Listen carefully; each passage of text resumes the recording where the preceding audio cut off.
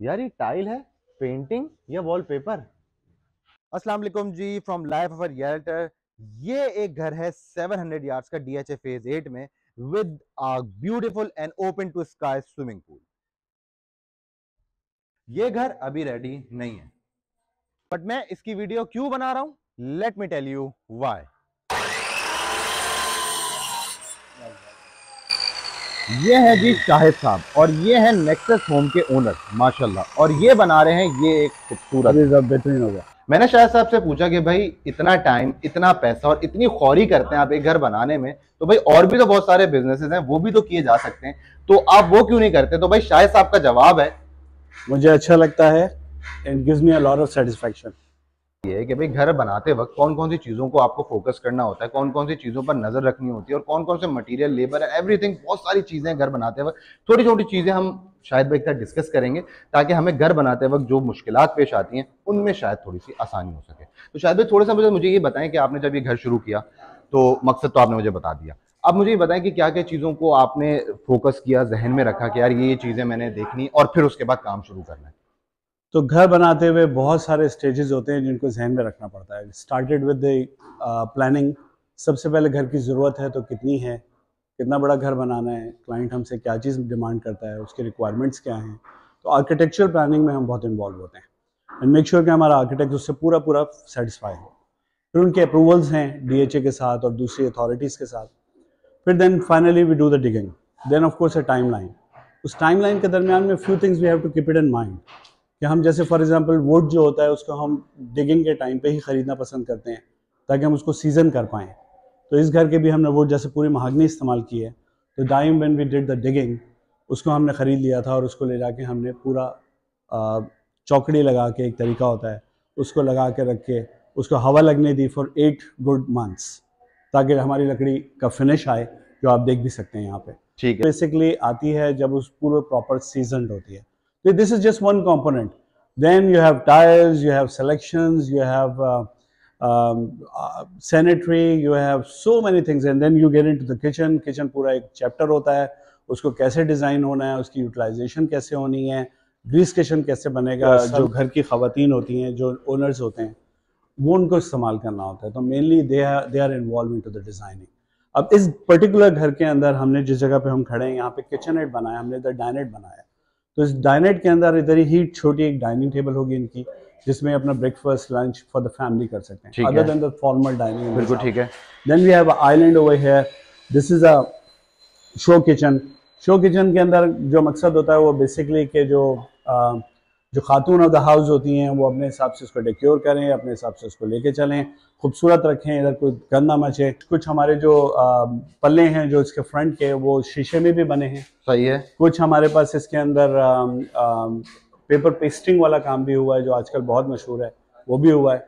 इसके अलावा हमने इसके अंदर यूपीवीसी का कुछ इसमें काम करवाया है। अच्छा, जबरदस्त। एक और सवाल ये कर लेते कि आपने जो लाउंज और ड्राइंग रूम और गेस्ट रूम का जो एक जहन रखा होगा, बेसिकली लोगों को घर बनाते वक्त क्या चीज का ख्याल करना होता है कि यार ये इतने साइज का बने, या एक क्या जहन में होना चाहिए?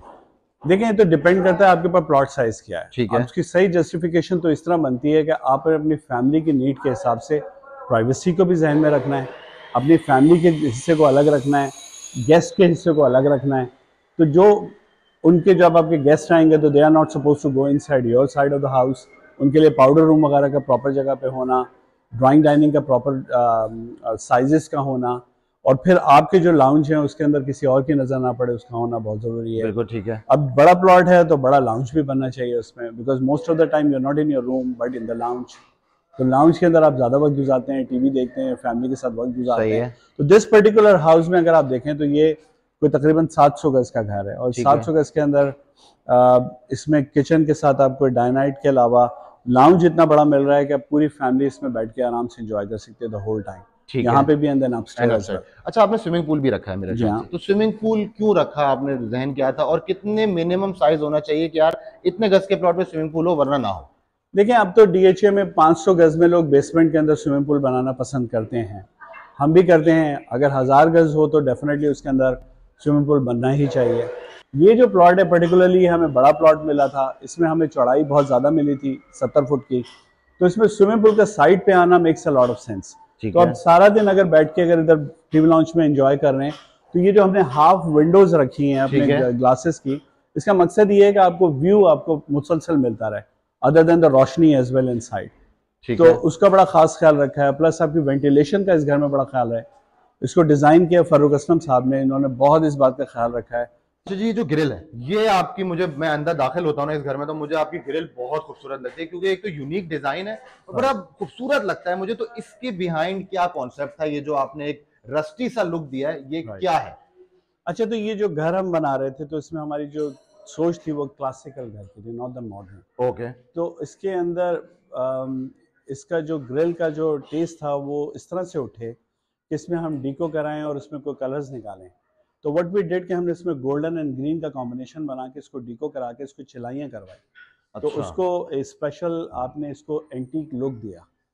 तो उस एंटीक लुक की वजह से आपको इतनी खूबसूरत लग रही है कि अगर आप यहाँ से भी देखेंगे तो इसको यहाँ से गोल्डन फील हो रहा है इसके टक्कर, बिल्कुल और ठीक ये है। अंदर से आपको ग्रीन नजर आ रहा है। अच्छा जी, एक और बड़ी जबरदस्त जो मुझे इस घर की सबसे खूबसूरत बाथरूम लगा वो लगा ये वाला, और इस वाले को थोड़ा सा मार्बल लुक दिया है। तो मैंने शायद वैसे ये पूछा कि भाई इस कमरे को या आपने जो ओवरऑल पूरे घर में जो बाथरूम की टाइल की सिलेक्शन की वो बड़ी खूबसूरत की है, उसका क्या रीजन है बिहाइंड?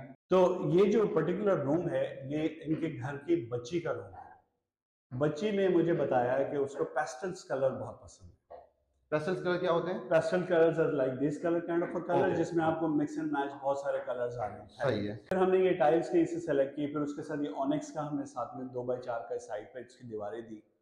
जब ये सब कंप्लीट हो गया तो फिर हमें मार्बल को सेलेक्ट करने में बहुत टाइम लगा। अच्छा। बिकॉज़ ये वेरी डिफिकल्ट था कि इतने सारे कलर में से किस कलर को सेलेक्ट करें। बिल्कुल तो बिल्कुल। We decided to select this with this. Okay. तो हमने किसी जगह से इसका कॉम्बिनेशन, अच्छा, मैं देख रहा हूँ कि आपने इसके साथ कॉम्बिनेशन भी दिया है। जी जी, तो हमारी हर चीज पे आपको एक इसकी पूरा बॉर्डर बना हुआ मिलेगा विद मार्बल। आप इधर भी देख सकते हैं, वॉशरूम के ऊपर भी, कमोड्स के ऊपर भी, और हर जगह पे आपने इससे मैच करने का match the whole. And then till end you get into the lights, to the fancy stuff, and then finally we do the interiors. ठीक है। तो हमारी जो टीम है, हमारे पास 360 डिग्री सोल्यूशन है। We have the architects, we have the interior team, we have the team who does the procurements for the clients, and then we have people who does the accountings and the finance for the people. ठीक है। तो अल्हम्दुलिल्लाह हमारी company 2008 से सारे काम कर रही है, and we do a boutique kind of a work. I personally get involved a lot with my projects, so we make sure that हम जिस client के लिए भी काम कर रहे हैं उस पर पूरी तवज्जो दें।